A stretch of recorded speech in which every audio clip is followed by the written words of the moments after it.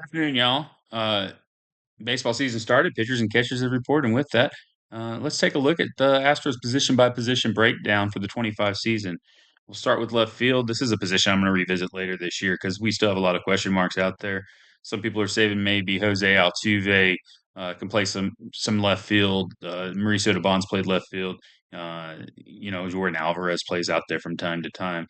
The Astros may add a bat. They're looking for a left-handed outfielder. Alex Verdugo is still out there. Maybe he's the answer. I don't know. I don't think any of the guys on the team that I've already mentioned are going to fill up a 162 game schedule. Don't know if they're going to be able to sign Verdugo, and if they do sign him, how well he's going to fit in the clubhouse. His personality is a little bit different than the rest of the guys in the clubhouse. Don't know how that works, but maybe it does, maybe it doesn't. That remains to be seen. There is one interesting guy on the roster. Reports were that he was playing left field in the winter leagues.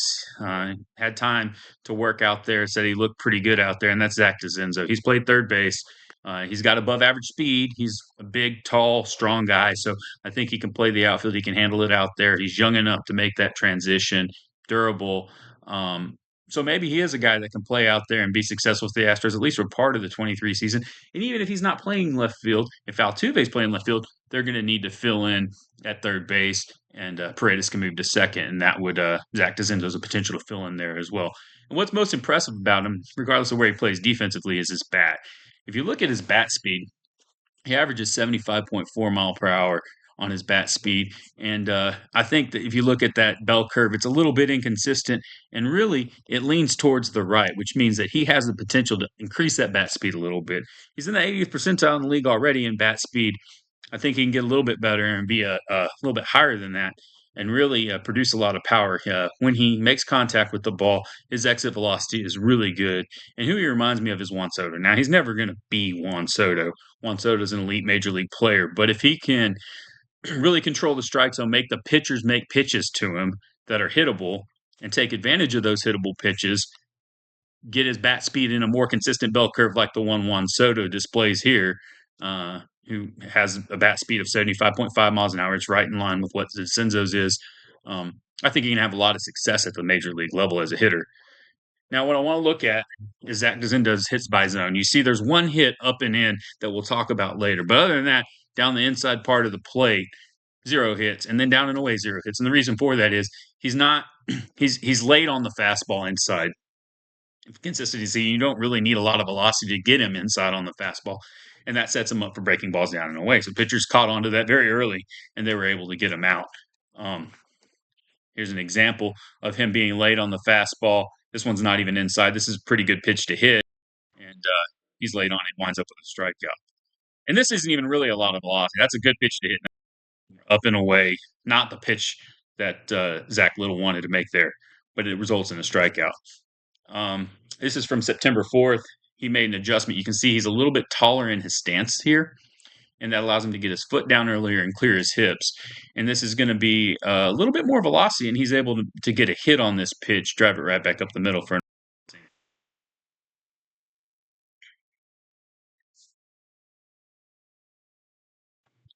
So the difference there is he made an adjustment right there at about the 57th at bat. He took a couple days off. You can see he came into the league. Pitchers found that flaw in his swing. They're able to start executing the game plan on him, and he was not having any success.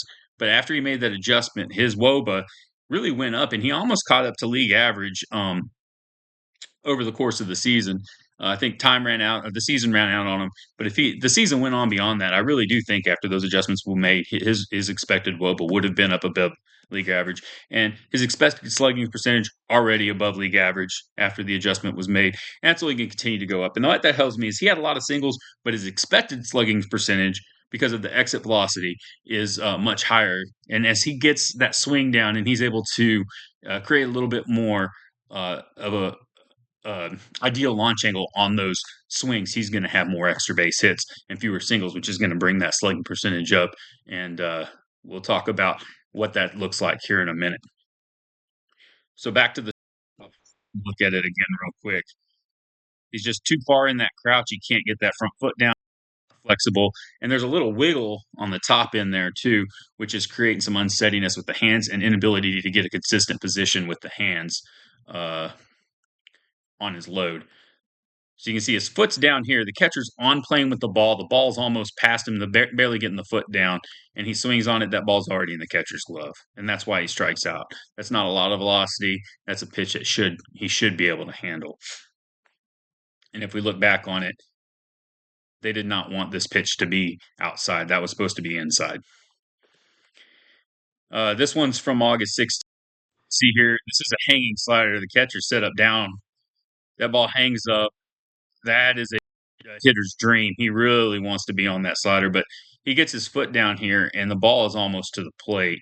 He's late. Not as late as he was on that fastball we saw earlier, but still late. The catcher's expecting that ball to drop down out of the zone. That's why he's not on playing with it yet, but he would be if it was a fastball. And then as he swings, you can see that ball this is right where you want to hit the ball, but his bat is not even in the hitting zone yet. And he swings and misses. He's late on that slider, and that's why we have a strikeout instead of at least solid contact on what is a very hittable pitch. So this is that bat again from September 4th. And you'll see he's a little more upright, a little less wiggle, head steady, gets the hands in a consistent position. 112 miles an hour, right? Sorry, this isn't the 112-mile-an-hour one, but we'll look at that one in a second. 94-mile-an-hour exit velocity, right up the middle. So he's able to get that foot down. The ball is still in the grass. Catcher's not on playing with the ball yet, which tells you he's early getting the foot down. He can get his eyes on the ball, get his load ready to in a good hitting position, and then where he makes contact with that ball, you can see he's right there. Really perfect contact. His top hand's pointing right to right back up the middle of the field where he wants to hit that ball, and he has a RBI single as a result. Another thing I want you to see is the straight line through his hands from his eyes, and that's exactly what you want to see. So you can see right down through your thumbs to the ball as it makes contact with the bat. So this is from September 27th. It's going to be another single right back up, and you'll see he really likes this pitch down. So pitcher does miss his spot, and he has a lot of success on that pitch down, but we'll look at his load here. There he gets his foot down. You can see the ball is still not to the plate. This is a 91-mile-an-hour fastball, so he's getting there pretty early. 112-mile-an-hour exit velocity will take it. And as he continues to execute the swing, I think he'll get a little bit more elevation on this, and that 125-mile-an-hour exit velocity is going to carry this one out of the park. Either way, we'll take and base it up the middle anytime. And you can see the contact position, great. That back leg is straight in line with the hips, which allows him to be flexible, clear the hips, get the hands through the zone, and drive that ball. Just a little better launch angle, and this ball's going a long way.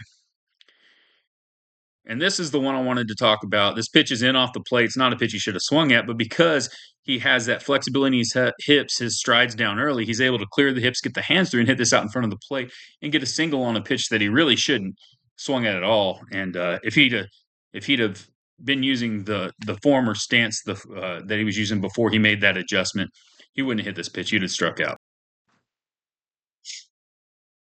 This is a weak single, but it's a weak single because the ball's in off the plate. If that ball's over the plate, he's really going to hit a long way. If he'd have swung at it before, he'd either broke his bat or he'd have swung and missed altogether. But there you go. There's his load. You can see his foot is down. The ball is not yet to the dirt, and he's ready to swing at this pitch. And the contact point, he's cleared. His hands are through the zone. He's straight up and down with that back foot, and he's able to get in front of that pitch and not break his bat and muscle it into the outfield. So here's a look at Zach Dezenzo's spray chart. You can see he has a few infield singles. He does have good speed, so that's not surprising. But if you look at his home runs, those are monster shots. Those are blasts well over 400 foot. So when he does barrel the ball and execute his swing, he has the potential to really have some good power and generate some explosive offense on the offensive side of the ball, which really is why I like him in left field. And I think he could be good defensively there too, although he's probably not going to make that transition real smoothly. Over time, I think he could be a good defensive left fielder. But right now, he has the potential to hit some home runs, hit with some power, be a high slugging percentage guy. He's just got to get that swing down and really master the strike zone so he's not chasing, he's not whiffing nearly as much, and he's able to make the pitchers make pitches that he can hit. If he can do that, I think he can be a major contributor for the Astros in the future. Really looking forward to the 25 season. I hope you guys are too, and I look forward to seeing you soon.